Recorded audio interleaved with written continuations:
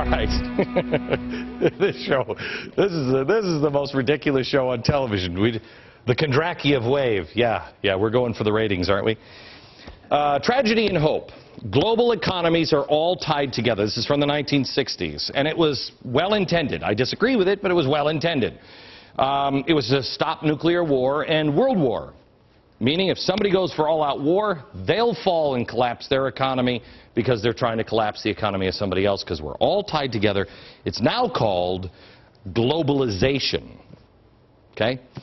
Now, how does this actually work and what does it mean? David Buckner, the president of Bottom Line Training and Consulting. He's also an adjunct professor at Columbia University Teachers College. Okay, so David, first of all, the last break, do I have it right? You've got it right. The cycle works that way, and the reality of it is we've seen a lot of examples as to how they've tried to bolster that and how it's actually failed. This is actually pushing money into it to try to keep... Yeah, we saw this in 2000, 2001 with the airlines. Right. The airlines needed a bailout. They claimed they needed a bailout. The government came in and bailed them out, and they all went into bankruptcy by 2004, 2005. Happens anyway. every time. Okay. So here's what I want to come to you with, David. The idea that we're all interconnected. And I think this is an important thing for people to understand because what you see over in Europe does affect us, right? Yeah, we are all, that's the globalization concept, and we've always viewed it as the upside. Right. But the downside is this, and I'm going to go over the chalkboard and you explain what this is. And this idea is that we're all connected. It doesn't matter, and this is just, I said start at Greece. Well, Greece is where we're going. We see it going down right now. Okay, so but it doesn't. These are all interchangeable countries. It doesn't matter. Absolutely. Okay, so help me out on the start at Greece.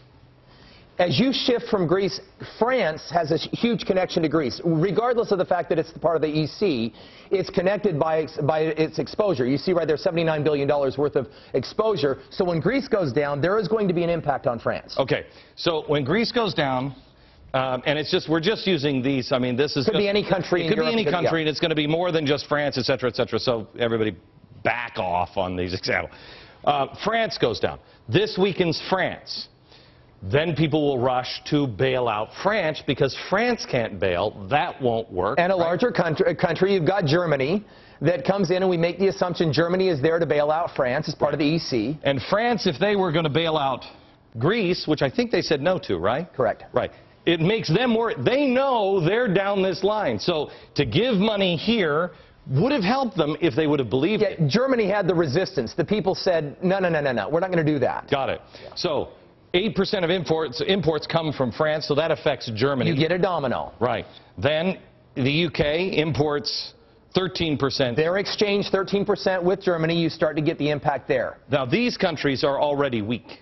And not only are they weak, but they're the pull, the drag, the gravitational pull from Greece, which is insignificant if you look at it on a global basis, is very small, but it started to create a momentum. Right. You pull France, now France has to grab harder, and Germany now comes, or whatever country you may use, and the UK, and you start to get a momentum, like a snowball. Now the UK is already in really delicate shape. They've got a tough time. Got it. They're the third largest holder of our treasuries. That's a tough one for us now. Right. So now they fall, we fall, China falls. This is the truth that nobody in the media is. It is a snowball. Right. It starts very small, but with each pull down, it grabs and pulls more pieces of it. Okay, so now let me go to, we have to wrap up? I was just going to go to a happy solution. Can we? Well, you're going to have to wait for a happy solution then, I guess. David, we'll have you back because I want to talk to you about the solution. It's one of the things that we're talking about on the tour. American Revival. David is going to be coming with me in Orlando and Phoenix, and tickets are available at glennbeck.com. But we're talking about not only this, but the solution. And the impact, what it does. And it's an easy solution. We just have to be brave enough to do it. David, thank you. Good to see you. All right. I'll find out all the ticket information and everything else for the American Revival at glennbeck.com. We'll be right back.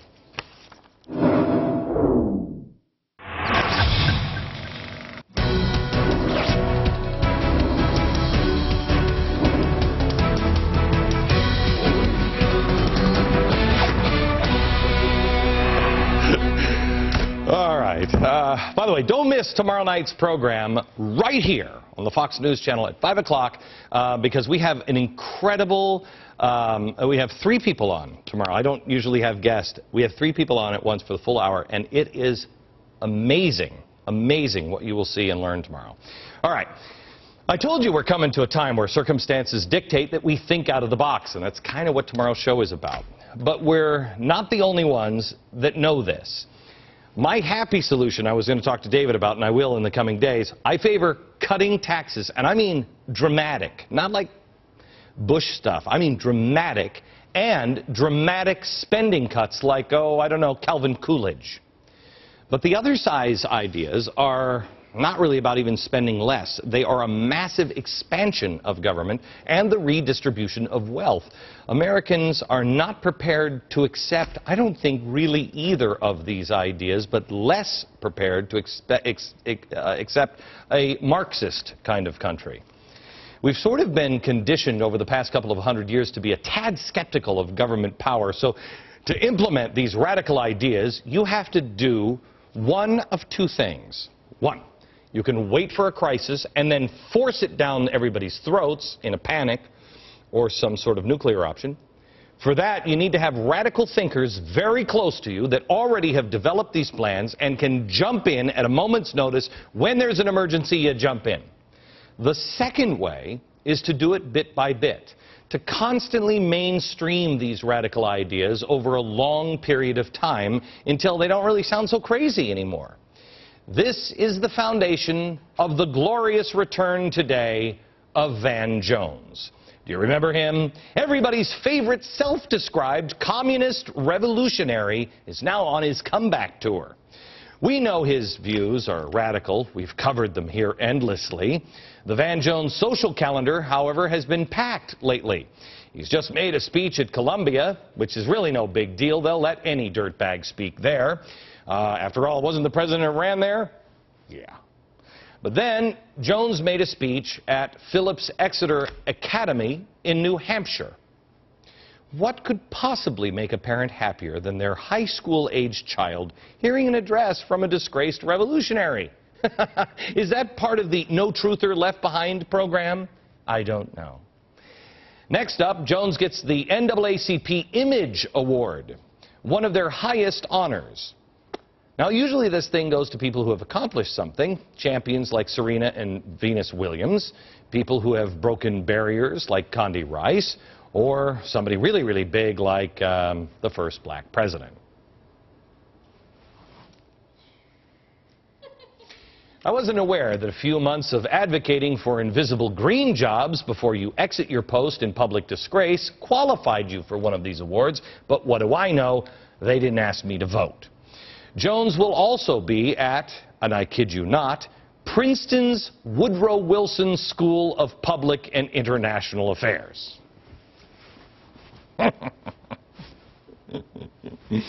Oh, it's kind of a Glenn Beck program 5 o'clock smart joke. Woodrow Wilson and Van Jones, who would have seen that one coming? He's going to be hanging out with Senator Kirsten Gillibrand from New York. Whoa, we should ask her, as a New York senator, how she feels about the government blowing up the World Trade Center. They're going to be at a Green Jobs Forum. Plus, he even has a brand new job at the exact place we told you he would end up at, the hard-left, Soros-funded progressive think tank / arm of the White House, the Center for American Progress. How close are they to the design of White House policy? Well, it's headed up by John Podesta. Love this cat. He's great. John even announced the hiring of Van Jones. This is how they describe what he's been up to lately on their own website. Podesta served as a co-chair of President Obama's transition, where he coordinated the priorities of the incoming administration's agenda. A special interest group coordinating the agenda, oversaw the development of its policies, and spearheaded its appointments of major cabinet secretaries and political appointees.